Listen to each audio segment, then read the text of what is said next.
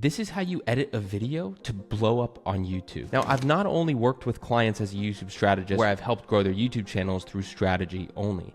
Yes, that's a massive part of what I do, but for 7 whole years before I went full-time into YouTube strategy, I was a full-time video editor. And during that last few years as a video editor, I worked with many clients, not only as their editor, but also as their YouTube strategist. And when I was doing that, I was able to strategize videos with clients I've worked with like Josh, where when I helped work on the strategy side and implemented the editing side, well, we went on to get millions and millions of views every single video. Now, in reality, the way you edit a video is not going to be the only deciding factor as to if a video goes viral or not. I've seen some of the best editing on YouTube before with channels that are tiny in subscribers and get low views every single video because the strategy is just not there. You see, it's going to be a multitude of different things to grow on YouTube. It's going to be a big part strategy, but also an equally big part in consistency. And if you want to know more on how to grow a YouTube channel with these strategies and consistency, well, that's exactly what all the videos on my channel are about, just taken in different directions. So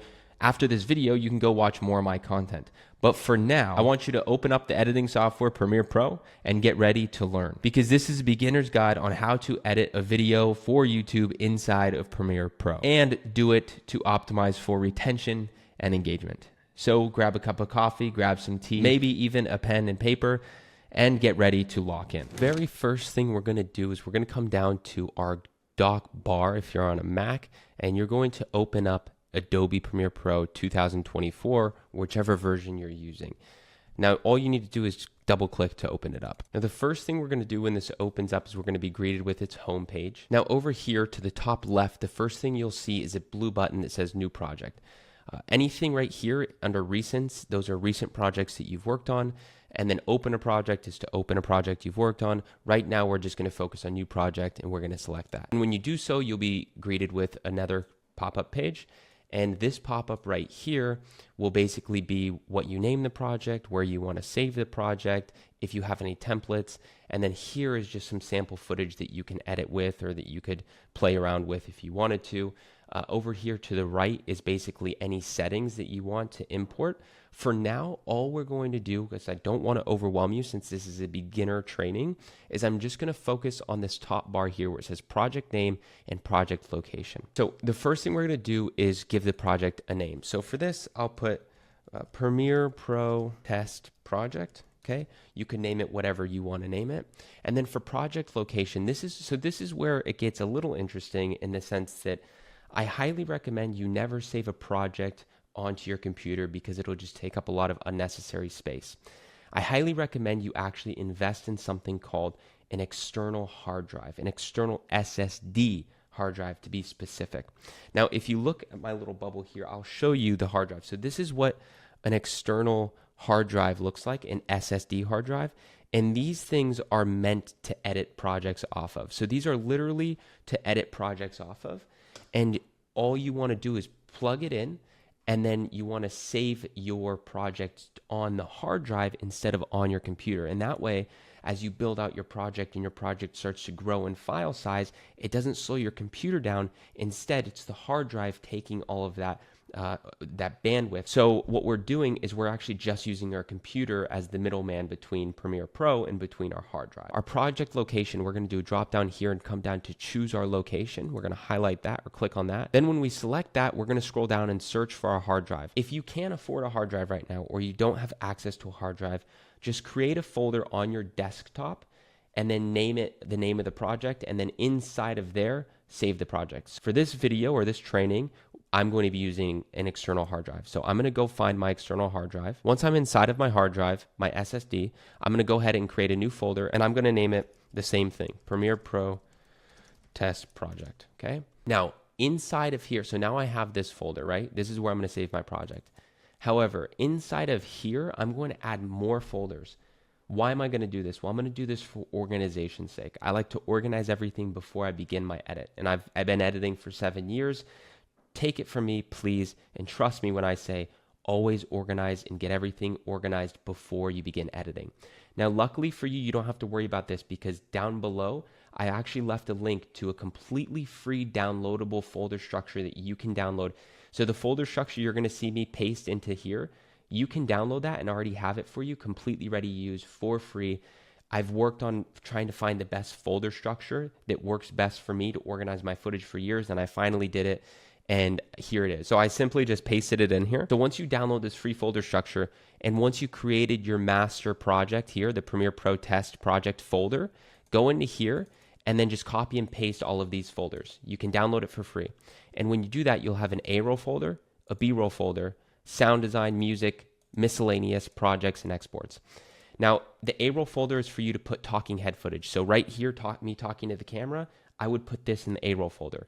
B-roll is any supplementary footage. So if I'm talking about a guy working out and I put a video of a guy working out or lifting weights, that's going to be put in my B-roll folder.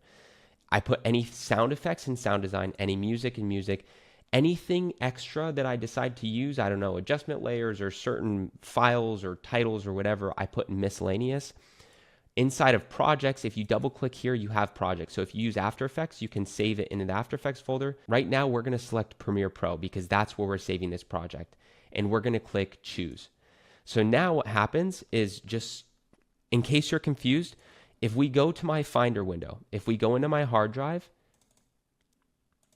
and we find the folder that I just created for this project and we double click in here, we can go into Projects, into Premiere Pro, and then the project will be saved inside of here. So now we know exactly where to find our project file inside of our hard drive. This is the power of organization. So now we have our name and we have the location that we saved the project. We're gonna go ahead here to the bottom right and click Create. When we do that, we'll be greeted with this page here. This is the main layout of Premiere Pro. I'm gonna give you a rundown of this once we add footage in, because new things will appear in a lot of these workspaces or a lot of these little squares. So we're going to go to the folder structure that you've probably downloaded for free, which is in the link to the description below. And inside of here, I want you to put whatever A-roll you're going to use. So whatever video you're editing, put it in the folder that it needs to go. So pause the video right now and put whatever media you have for the video you want to edit inside of the folders that they need to go. Perfect. So for me, I have media in my A-roll folder and I have media in my B-roll folder. So what I'm going to do is I'm just going to highlight both of these. I'm going to drag and drop it into our media bin. And then what you'll see is when you do that, Premiere Pro automatically creates bins for you for your A-roll and for your B-roll. And if you double click inside of each of these, you could find your actual footage is in here. If you come here, for example, and you're like, okay, which footage is which? What you can do is come down to the bottom part here and you could actually switch to icon view by selecting this little square. And then you could actually see everything on an icon level. And you could actually, if you hover over it, you could scroll through and see, okay, I know what this is. So this is how I like to actually keep it, but I'll put it back in the list view for now because that's what you'll see. So the first thing we're going to do is double click into our A-roll folder. And then we're going to drag and drop our footage or our media over here into the sequence section to create what is called our timeline. So if we just drag and drop that, you'll see exactly what I mean. It'll automatically create a timeline with our footage. We have our audio. And then we have our actual, you'll notice that the reason I wanted to wait to run you through Premiere Pro is because when we added media, a lot of new stuff just appeared on the screen. Before we go any further, if your layout is not like mine, you can come up to the top to Window, come over to Workspaces, and come over to the one that says Effects, and then click on that. And when you do that, it'll look exactly the way mine looks right now. Now let's do a very quick rundown of what you see inside of Premiere Pro. So inside of Premiere Pro, to the left here, as you could tell, this is our media bin. This is where we keep all of our media or all of our videos and assets, our music, everything. Up here is our effect controls. So this is where we can control the position, the scale, the rotation, all of that good stuff, the opacity. This is where we can control all of that inside of here. Over here to the right, this is where we have our different tabs. So we have an effects tab, where we have all of the different effects and stuff like that, transitions. We have an essential graphics tab, titles and things like that. Essential sound, which we'll cover later. We have Lumetri color, which is color grading. And then we have a few others that aren't really that important. Now, the last thing I want to talk about is our timeline settings or sequence settings. So imagine you want to edit a vertical video, but right now when you open Premiere Pro, it's set to 1920 by 1080, which is what we're looking at here. Well, what you can do to change that is come up to sequence at the top, come up to sequence settings, and now you have all the settings of your timeline or your sequence. So we have our frame rate, which I like to keep at 23.976 frames per second. Now imagine we had that problem I was just telling you about, where we wanted to make it vertical. Well, all we could do is here come to the frame size and change it from 1080 to 1920. And then click enter, and then click OK. And then you see now we have it as vertical. I'm going to go back because I don't want that. But if you want to make any adjustments to your timeline or your sequence, you can do it that way. Now let's talk about the essential tools for editing, right? Once you actually put your footage into the timeline as we have here, you actually need to start cutting it. You need to get rid of all of the mistakes and you need to begin to edit the actual footage. But before we actually go ahead and do that, we need to understand or learn some keyboard shortcuts to access certain tools that we need in order to edit. Now, right off the bat, keyboard shortcuts are essentially, there are certain keys that you could hit on your keyboard where when you hit a certain key, it actually performs a certain action. So a great example of what this could look like is the space bar. It's probably what you're most familiar with. If you click the space bar, it plays and stops the footage. That's a keyboard shortcut because there's a longer way to do that where we can actually take our cursor, come up to the play, and then come to stop. You see, that's a long way of doing that. So the keyboard shortcut is just clicking the space bar. Well, there's a series or variation of keyboard shortcuts that we can actually implement inside of our editing process inside of Premiere Pro to help us access certain tools much faster. Before we do that, I want to just show you where you can access your keyboard shortcuts.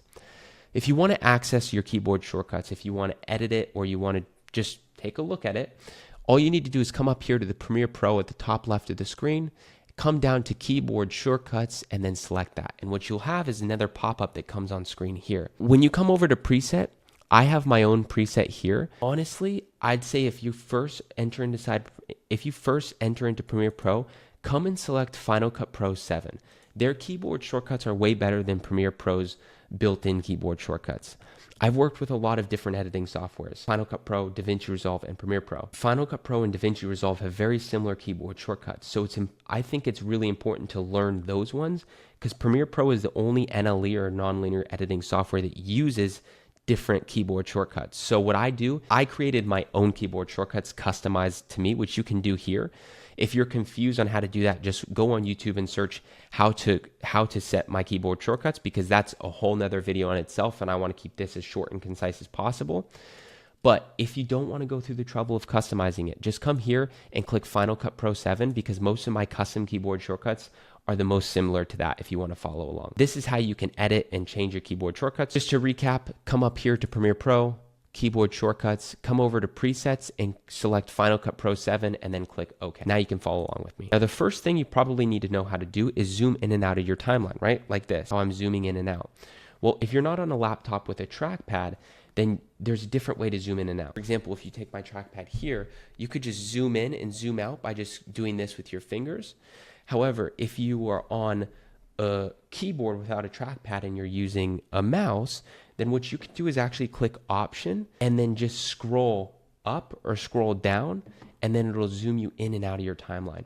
Now, if that doesn't work for you, then what you could do is this little bar down here, you could actually just select this and you could scrub left and right in order to zoom in and out of your timeline like that. So now once you're able to zoom in and out of your timeline, imagine you zoom in too far and you want to see the whole timeline. What you could do is click Shift Z and it will take you back to this view here where it zooms out of your whole timeline and makes your whole timeline visible. Now the next keyboard shortcut is actually probably one of the most important, because it's so that you could actually make a cut in your footage. So imagine right here, I'm just going to mute this so you don't hear it playing. Imagine right here I make a mistake, right? Let's say right here I make a mistake in the video and I want to pick it back up right here. So what I would do is I would come here and I would just click the keyboard shortcut B. And what that does is it'll activate the blade tool or the cutting tool, the razor tool. What you can do is hover over your track or your layer and just click it, and then it'll make a cut where you wanted it to, and then bring your playhead over to where you want the footage to start again and make another cut, and then click the keyboard shortcut A to go back to your cursor, highlight this, and then click backspace, and then it'll go away. And then what you could do is just bring these two clips together like that. Now let's say I want to undo that. Well, I'm going to click Command Z and I'm going to undo that. Now, let's say that instead of deleting this and bringing this clip closer to this one like that, which takes too long, how can I get rid of this and make these two clips just connect together automatically? Well, it's called the ripple tool. And this is where you select the footage that you want to delete, and then you just click the keyboard shortcut R, and it'll automatically bring those two clips together. So what happened was it deleted this clip and brought these two together. Now, alternatively, if you don't want to do that, you can highlight the clip here that you want to get rid of, click delete, then you'll have this empty space here. What you could do is highlight that empty space by clicking, and then just click backspace again, and it'll bring those two clips together. Now, I just clicked Command Z to undo that, but imagine I went, oh no, I actually did want that cut there. I want to undo what I just undid. You could click Shift Command Z to undo what you just undid, right? So everything you can get back in editing. Everything's reversible. The next keyboard shortcut I want to go over is just basically sifting through your footage really quickly. So imagine I have it's 14 minutes of footage here. That could take me a long time to go through. So what I'm going to do is I'm going to click space to click play, and I'm going to go to my keyboard shortcut L to speed it up. So to 2 times the speed, so I can listen to it faster and figure out where the mistakes are quicker. When cutting through your footage the first time, just play it back at normal speed because I don't want you to miss any mistakes. Editing is really about quality to be a good editor. So focus on getting it right the first time. Then the second time around when you're checking to make sure everything's good, I like to watch it back at 2 times the speed. So those are the main keyboard shortcuts that I recommend learning. Again, something that I did when I began editing was I actually came here to Premiere Pro, keyboard shortcuts, and I studied every single one of these keyboard shortcuts. That's what I did. That's what I recommend you do because this can save a lot of time in the long run. Now, the next thing I want to go over is a few cutting techniques. Right? Once you begin cutting, you could just do the basic thing where, let's say right here, from here to here, I made a mistake. Okay, so I'll just cut that out, and then I'll just bring those two, I'll get rid of that and bring the other two clips together, and then when you play it back, it just cuts together, right? You could do that, but there's a few cutting techniques that you can implement, and when you implement these cutting techniques, it can actually affect your pacing and flow for the better, increasing retention and keeping people engaged longer, right? Which as editors is very important, especially when we begin to position ourselves in the business sense of things.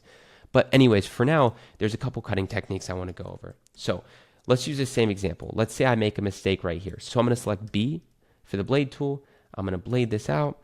And the first thing I want to go over, I'm going to delete this. Okay, deleted. Now we have this footage and then it cuts to this footage, right? First of all, I find it jarring, or it takes me out of the edit, because you could see, if you look at my right hand, you could see that when the cut happens, my hands are in 2 different places. And I don't like that because you could tell that there's a cut. So one of the first cutting techniques I like to implement is called the jump cut. Some people say that this is a jump cut in itself, and it could be considered a jump cut just leaving it here. But what I like to consider a jump cut is actually coming here, and instead of keeping this like this, I like to take that second piece of footage, select it, come up to my effect controls, come up to scale, and I like to scale this up a little bit. So then what happens is it feels like it's filmed with 2 different cameras and we're seeing 2 different angles. So it doesn't feel like there's been a mistake and there was a cut in the footage. It feels like we're just switching camera angles. So when we play that back, you could see what I mean. See, it feels much better. So that's a jump cut. Now there's 2 other techniques, cutting techniques, that are very, very important to know. I actually go over what those cutting techniques are in my school community, which is a community where I help editors land their first client in less than 30 days. And I also teach you a lot more in depth than I do here, how to edit. For example, I go over the next 2 cutting techniques. So if you're interested in finding out what those are and landing your first client in the next 30 days, then check out the first link in the description below. For now, that's how you cut your footage. And that's one of the main cutting techniques that I would use just to kind of increase engagement a little bit, is using the jump cut. Now, the next thing I want to go over is adding effects and adding transitions. So first thing is you need to know where the effects tab is. And we already went over this earlier, but it's up here at the top right. You could select it and you'll see that there's a drop down. We have audio effects, we have audio transitions, video effects, and video transitions, right? Now, the first thing I'm going to do is I'm going to add a transition here. Let's say we wanted to add a transition between these 2 pieces of footage. Well, we can go into our video transitions, double click, and then you could see that we have a few drop downs. Well, let's say I wanted to just do a simple basic dissolve, a cross dissolve. Well, I could just highlight that and drag and drop it in between my 2 pieces of footage, and then let go. And then what will happen is it'll cross dissolve. I can actually shorten this. I can take that transition and shorten that down so it happens even quicker. And now we have a cross dissolve. That's an example of how you can actually add a transition. I highly recommend you take out your own time to go over the varying different transitions that you have inside of Premiere Pro, play with your favorite ones and how you can use them effectively. Now, the next thing I want to go over is adding titles to your video. So if we come over to Essential Graphics here, we can scroll down and find a bunch of different titles. But what I like to do is just find the basic title. So if you come up here to the search icon and type in basic title, click enter, you have your basic title here. All you do is drag and drop that into your timeline, and then you'll see that you actually have a title here. So let's say that we have our cut here, it's a jump cut, and let's say we want to add a title, right? Let's say we're talking about Premiere Pro. So we need to double click our footage here and type whatever we want. So how to edit in Premiere, pretty basic, right? Well, what we could do is we could spice it up a little bit by changing the font and also changing the position. So what we could do is double click this to highlight all of it. Come down here to the effect controls, which by the way, under Essential Graphics, you have browse and you have edit once you add a title. If you select the title and select edit, then you can have all of these parameters to adjust. So here we're going to double click here and we're going to go into titles. I really like the title Montserrat, or the font Montserrat. So I'm going to type in Montserrat. That I like it to be bold. So I'm going to put it in bold. And then you can affect the positioning here. So if you want it to the certain side of the screen, I like to keep it center. You could affect the tracking, so how far each letter is spread out from each other. I like to keep them pretty close. Here you have the option to make them all capital or all lowercase. Here you have the option to change the color. I'm going to keep it white for now. And then here you could just select shadow to actually add a little bit of a shadow, which is nice. So I like to actually bring this all the way down, bring out the shadow a little bit, put some blur on it. And then here we have a nice little title, right? So what I would come is I would select the title and I would come over to the effect controls and I would move this down to about right here. And what I could do actually is maybe even add a transition into this. So what I could do is I can come to the title, I could come to the very first part, select that and click Command T, and it'll automatically create a dissolve transition. I'm going to shorten that, and then this is what it would look like. So that's the very basics of how to add a title inside of Premiere Pro. So then now we're going to go over how to add audio to your videos, specifically music and sound effects. Now I get all of my music and sound effects from Epidemic Sound. It's the best place to do it. I've used a lot of different ones before. I've used Artlist, I've used Audio, I've used MusicBed. Epidemic's my favorite for varying different reasons. If you guys actually want to get started with a free 30-day trial, you could use my link down in the description below. Everything below will be labeled so you know exactly where to find it all. Definitely click that link below and sign up with my link to get 30 days of free trial. That's 30 days of music copyright free for 30 days. That's crazy. You can create so many videos in a whole month. So I highly recommend you use that. Usually inside of Epidemic Sound, I find the song I want on the homepage because they just have great music. Like for example, this song, I already listened to this earlier and I know it's perfect for this video. So I'm actually going to go ahead and download it. But usually what you could do is come over to music and just choose which kind of genre you want and then search for a song there. And sound effects is similar. They already have a lot of presets here, swooshes, ambience, water, vehicles, weather, animals, etc. But I like to search for stuff when I need it. But for this sake, we're just going to go over music. And one of the reasons I really love Epidemic Sound is because when you come over to download, like for example, I want to download this song, you can actually come here and download all the stems, which means you get separate files of every single instrument playing, so you could really customize how you want it to sound or what instruments you want to come in before the next instruments. For now, let's just download it as a full mix, so as it comes as a song. And all you want to do when you go to download is you want to come over here to this download button, click it, click download, and what we're going to do is we're going to put that song into our music folder. When it's in our music folder, what we're going to do is go back to Premiere Pro and we're going to drag and drop our music folder inside of this media browser here. What we're going to do is we're going to select that song and we're going to drag and drop it onto our video. Now here's something that's really, really cool. There's two main features I want to go over with you. Let's say I only want this song to play for the intro of this video. So let's say that the intro is 56 seconds long. What I could do is I can actually highlight the song, come over here to Essential Sound, and then come over to Duration. I can check this on, and under here where it says Target Duration, I could put the exact time. So I'm going to put 0 minutes and 56 seconds. And you could see that it'll automatically generate the song. It'll re-edit the song to only last 56 seconds.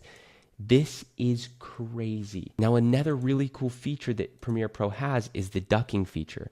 So have you ever listened to a video or seen a video on YouTube where the music was just way too loud when the person was trying to talk? Well, instead of editing that yourself, you could come here, select ducking, click that on, duck against, make sure you select audio or dialogue, and then come over here to generate keyframes. And then when it's done generating, you'll see that it automatically makes it so that any points that you're not talking, it raises the volume, and then any points you are, it lowers the volume. So it makes it a very nice listening experience. That's how you add music, and those are some two really cool effects inside of Premiere Pro with adding music.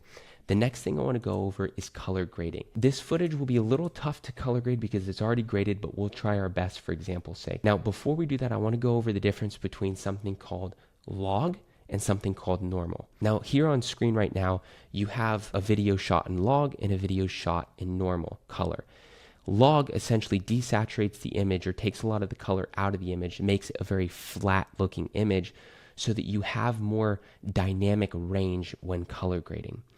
Now, what most of the time you'll get as video editors is just typical already graded, like typical footage, Rec 709 footage right out of the camera, which looks like the second one that you see on screen.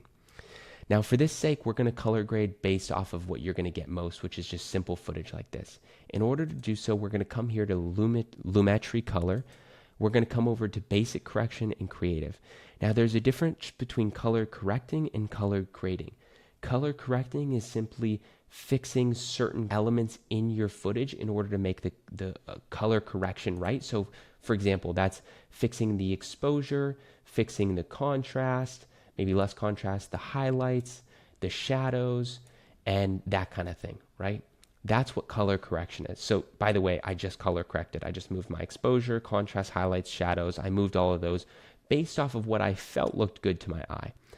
Color grading is in the Creative tab, and that's essentially creating a custom color look for your footage.